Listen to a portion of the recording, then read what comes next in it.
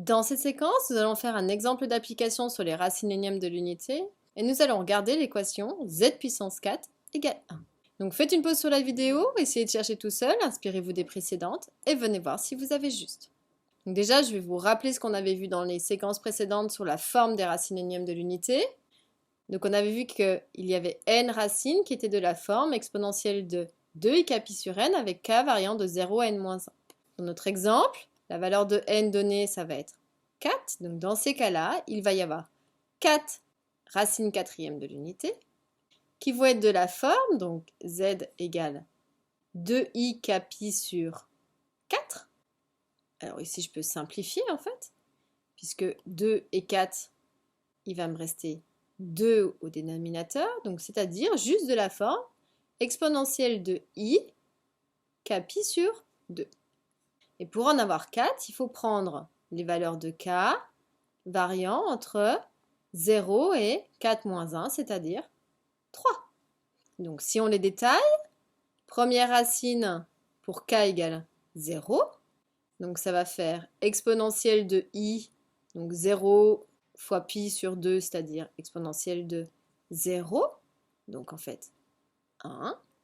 Ensuite, deuxième racine pour k égale 1, donc ça va faire exponentielle de i juste pi sur 2. Ensuite, la suivante pour k égale 2, ça va faire exponentielle de i 2 pi sur 2. Donc on pense à simplifier. Ici, les 2 se simplifient, il reste exponentielle de i pi. Et pour la dernière, z égale exponentielle de i, donc pour k égale 3 pi sur 2. Et donc on a la forme de nos 4 racines. Maintenant, si on veut l'interprétation graphique, on va les placer dans le plan. On sait que tous ces complexes, en fait, devant l'exponentielle, il y a un module de 1. Donc elles sont forcément inscrites dans le cercle trigonométrique. Donc on va tracer notre cercle pour les placer. Et donc ces 4 racines, on va les placer par rapport à leur argument. Donc premier, elle a un argument de 0. Donc ça veut dire que je suis ici sur mon cercle trigonométrique et éventail fermé. Deuxième, j'ai un argument de pi sur 2. Donc un quart de tour sur le cercle, je suis ici. Pour la troisième, j'ai un argument de pi. Donc on est ici, j'en ai fait un demi-tour.